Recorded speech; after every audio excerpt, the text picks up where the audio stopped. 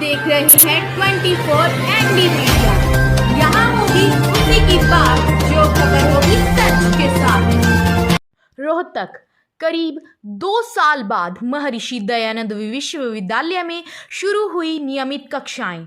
Corona महामारी के चलते पिछले करीब 2 साल से बंद महर्षि दयानंद विश्वविद्यालय में वीरवार को नियमित तौर पर ऑफलाइन कक्षाएं प्रारंभ हो गई हैं, जिससे विद्यार्थियों में खुशी का माहौल है। हालांकि पहले दिन विश्वविद्यालय में आने वाले विद्यार्थियों की संख्या कम रही। छात्र संगठन भी ऑफलाइन कक्षाएं शुरू करने की मांग को लेकर कई बार आंदोलन कर चुके हैं। ऐसे में प्रदेश सरकार ने हाल ही में इस बारे में हरियाणा के सभी विश्वविद्यालयों से नियमित कक्षाएं शुरू करने के आदेश दिए थे। सरकार के आदेशों के बाद वीरवार को कोविड से उचित व्यवहार के दिशा निर्देशों के साथ कक्षाएं प्रारंभ हो गई हैं। कक्षा में आने वाले विद्यार्थियों के लिए कोरोना महामारी से बचाव के लिए टीका लगवाना जरूरी है। रोहतक से नवीन कुंडू की रिपोर्ट। दिखाई दे रहा है और जिस तरीके से पूरे की हम लोग वैक्सीनेटेड रहे, जिनका हम इस चीज़ को वो करें कि भाई जो भी हम प्रिकॉशन ले सकते हैं हेल्थ के बारे में, और ये यूनिवर्सिटी आपके लिए खुली है, आपकी यूनिवर्सिटी। और बहुत खुशी की बात है कि कोई मेजर आ गए, कोई कर्नल आ गए, तो पिछली बार कर्नल थे तो बड़ा अच्छा लगता था, लेकिन आप उनसे भी मतलब एक फर्दर उस पर हैं। और क्लासेस स्टार्ट हुई हैं और एक कोरोना का लंबा पीरियड था, उसके बाद ही क्लासेस स्टार्ट हुई है। कॉलेज में आके कैसा फील कर रहे हैं? बहुत ही अच्छा फील हो रहा है। एक्चुअली घर रह के ऑलमोस्ट सब बोर हो चुके थे, देयर वाज नथिंग न्यू, तो यहाँ आके एक्सप्लोर करने को मिलेगा, बहुत ज़्यादा अच्छा लगेगा। सबसे मीट होंगे, हम न्यू फ्रेंड से मिलेंगे, बॉन्ड्स बनाएंगे, जानेंगे, बहुत ही अच्छा लग रहा है।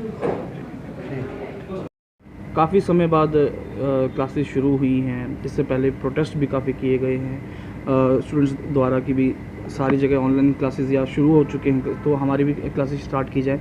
तो क्या उस दबाव में फ़ैसला लिया गया है या कुछ फैसला पहले इस पे मीटिंग की गई थी, बैठक की? देखिए, आपका भी स्वागत है विश्वविद्यालय परिसर में, और आज से ऑफलाइन क्लासेस प्रारंभ हो रही हैं। विद्यार्थियों का भी हार्दिक स्वागत है विश्वविद्यालय प्रशासन द्वारा। जो ये नीतिगत निर्णय है वो विश्वविद्यालय अपने स्तर पर नहीं ले सकता। हरियाणा सरकार द्वारा, जो Haryana state disaster management authority है, उनके द्वारा गाइडलाइंस आने के बाद कि अब आप कैंपस ओपन करने की प्लान कीजिए, उसके बाद विश्वविद्यालय ने अपने स्तर पर अधिकारियों की अलग अलग बैठकें की। जो डीन एकेडमिक अफेयर्स हैं उनके नेतृत्व में विभागाध्यक्ष और डीनों की बैठक हुई। कुलपति ने भी पिछले शनिवार को एक बैठक ली थी जिसमें विभागाध्यक्ष और डीन्स और अधिकारी शामिल थे। उसके उपरांत विश्वविद्यालय ने अपनी जो अपनी सुझाव हैं, अनुशंसा है, हरियाणा सरकार को भेज दी। विश्वविद्यालय हरियाणा सरकार का सरकारी विश्वविद्यालय है और उसमें उच्चतर शिक्षा विभाग की अनुमति के उपरांत ही ये प्रारंभ किया गया है। इसमें अपने स्तर पर निर्णय लेने की सक्षमता विश्वविद्यालय की नहीं है, क्योंकि निजी विश्वविद्यालय नहीं है। हरियाणा सरकार का जो भी निर्णय होगा उसका पालन किया जाएगा, उसी अनुसार प्रारंभ किया गया है। और दूसरी बात ये है कि जो ये प्रारंभ किया गया है, इसके बाद इसको प्रारंभ करते वक्त कुछ दिशा निर्देश, गाइडलाइंस जारी की गई हैं, जो प्रत्येक विभाग में प्रत्येक डीन के पास भेजी गई हैं, विश्वविद्यालय के वेबसाइट पे उपलब्ध है, जिसमें कि किस तरह से ऑफलाइन क्लासेस को करना है। अब भी ये छूट दी गई है कि यदि कोई प्राध्यापक चाहे तो अपने किसी एक पेपर का, कोर्स का 40% ऑनलाइन माध्यम के जरिए, यानी कि ब्लेंडेड मोड में भी करा सकता है, ऑफलाइन और ऑनलाइन भी करा सकता है। अन्यथा आपकी ऑफलाइन क्लासेस आज से प्रारंभ हो गई हैं। विश्वविद्यालय के जिन विद्यार्थियों को हॉस्टल में रिहाइश चाहिए, उनके लिए आवेदन आमंत्रित कर लिए गए हैं और ये प्रक्रिया विभागाध्यक्षों के जरिए जारी है। यानी कि विद्यार्थी अपने संबंधित विभाग में अपनी एप्लीकेशन दे सकता है, ऑनलाइन भी कर सकता है और ऑफलाइन भी। और वो सारी एप्लीकेशन 27 तारीख को संबंधित जो आपका हॉस्टल है, गर्ल्स हॉस्टल के गर्ल्स हॉस्टल में, बॉयज़ हॉस्टल के बॉयज़ हॉस्टल में चले जाएंगे और उसके उपरांत मेरिट के अनुसार उनको प्रवेश दिया जाएगा। लेकिन विश्वविद्यालय ने एक चीज़ पे जोर दिया, जो मैंडेटरी किया है, वो ये है कि टीकाकरण होना जरूरी है। और हम विश्वविद्यालय में स्वास्थ्य केंद्र में टीका शिविर भी लगाते रहे हैं, यानी कि जिसका टीकाकरण हुआ, यानी कि दोनों टीके मिले लगा रखें, तो उनको तो हॉस्टल में एडमिशन मिल जाएगा। जिनका एक टीका है वो अभी नहीं लिया जा रहा है, लेकिन जैसे ही उनका टीका लग जाएगा तो वो भी एलिजिबल पात्र हो जाएंगे। विश्वविद्यालय ने ये जरूर आग्रह किया है विद्यार्थियों से, जिसको जो भारत सरकार का स्वास्थ्य मंत्रालय है और हरियाणा सरकार का हरियाणा डिजास्टर मैनेजमेंट अथॉरिटी है, उन्होंने जो guidelines, Covid appropriate behaviour, Covid उपयुक्त व्यवहार के गाइडलाइंस दिए हैं, उनका पालन किया जाए, जिसमें आप मास्क का इस्तेमाल करें, आप हैंड सैनिटाइज करें, आप सोशल डिस्टेंसिंग का पालन करें, ये सारी हिदायतों के साथ और विश्वविद्यालय में भी साफ़ सफाई का विशेष ध्यान रखा जाएगा ताकि इस तरीके को दिक्कत ना हो। और वैसे भी कोई दिक्कत आने की सूरत में हमारे विश्वविद्यालय का स्वास्थ्य केंद्र है, वहाँ भी जा सकते हैं और विश्वविद्यालय प्रशासन इस चीज़ के लिए तैयार है। दूसरी बात, मैं एक और बात बताना चाह रहा हूँ क्योंकि एक बहुत चुनौतीपूर्ण समय रहा है सबके लिए भी, और आप लोग तो मीडिया से जुड़े हैं, आपने वो खबरें की है, तो एक तरह से भावनात्मक जो एक शून्यता भी बच्चों में पैदा हुई है। तो विश्वविद्यालय ने विशेष रूप से इसके लिए मेंटर मेंटी सेशन, यानी कि एक टीचर को कुछ विद्यार्थी एलोकेट किया गया। अगर मान लीजिए एक विभाग में 40 विद्यार्थी हैं और 4 टीचर हैं तो 10-10 विद्यार्थी एक टीचर को एलोकेट किया गया है,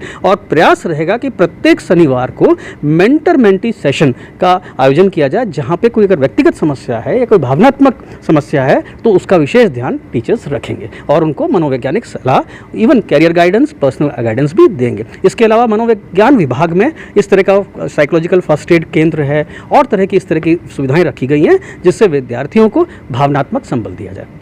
कोविड के नियमों की बात की जाए तो यूनिवर्सिटी में पीछे अपने गवर्नर साहब भी आए थे और इनशो का भी प्रोग्राम हुआ था जी।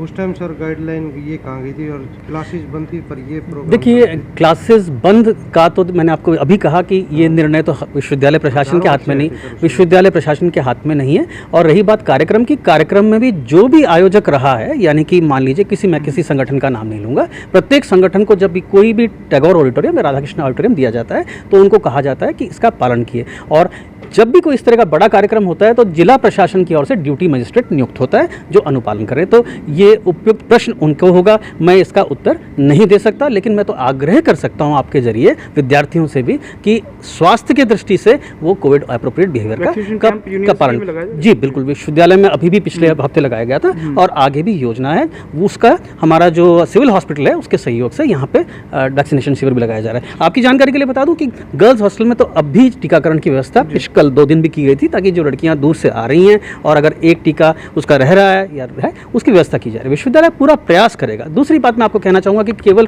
क्लासेस नहीं होती यूनिवर्सिटी कल्चरल एक्टिविटीज़ भी होती है, स्पोर्ट्स एक्टिविटीज़ भी होती है, एक्स्ट्रा करिकुलर एक्टिविटीज़ भी होती है। वो सारी एक्टिविटीज़ धीरे धीरे फेज्ड मैनर में प्रारंभ की जाएगी। आपकी जानकारी के लिए 1 दिसंबर को इंटर जो कॉलेज क्रॉस कंट्री रेस है मेन वुमेन, वो आयोजित किया जाएगा। 9 से 11 दिसंबर तक हमारा विश्वविद्यालय का एथलेटिक्स मीट आयोजित किया जाएगा। इसी तरह से जो युवा समारोह है, जो बहुत बड़ा अट्रैक्शन होता था सांस्कृतिक साहित्यिक, उसकी भी आयोजन की योजना है, वो दिसंबर माह में होगी।